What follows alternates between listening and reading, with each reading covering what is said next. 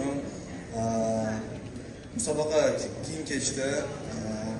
Lekin albatta shu musobaqaga tayyorgarlik o'zini eng katta menimcha rolini o'ynadi.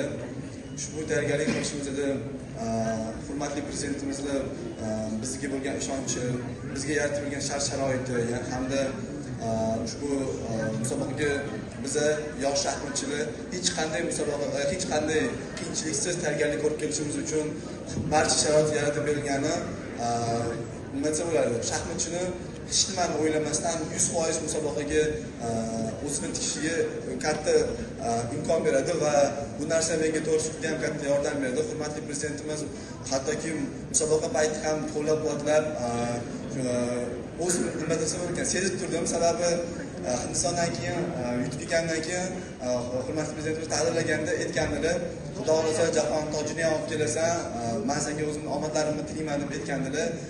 O'shanda shuni his qilib turdim, his qilib o'ynadim hammasini va oxirigacha bu narsa his qilib turdim. Hamda g'alaba qozonganimdan so'ng u qo'ng'iroqni kutmagandim, qandaydir juda hayajonlanib ketdi. To'g'risini aytsam, men uchun bu boshim osmonga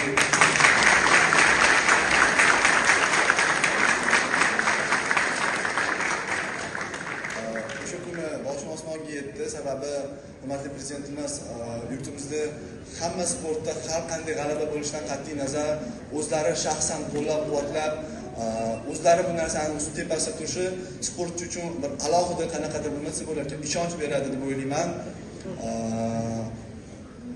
Albatta bu yutuqlarimiz hali hammasi boshlanishi, O'zbekiston butun dunyoga nimaga qodirligini ko'rsatib bermoqda.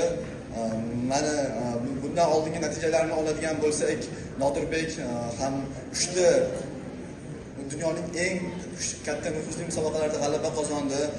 Bundan oldingi musobaqada Jahon Kubogida men g'alaba qozondim. Bu narsa nimani ko'rsatib bermoqda? Bu narsa shuni ko'rsatib bermoqdaki, O'zbekiston hozirgi kunda dunyoning eng kuchli terma jamoalaridan biri, balki terma jamoasidir. Nimani aytib o'tmoqchiman? Bizada kelib turgan hali mana shu yilda bo'lib o'tadigan Samarqandda bo'lib o'tadigan Jahon shaxmat olimpiadasi bizni kutib o'tiribdi. Ushbu musobaqa tayyorgarligi uchun hurmatli prezidentimiz bizga hamma shart-sharoitlar yaratib bergan.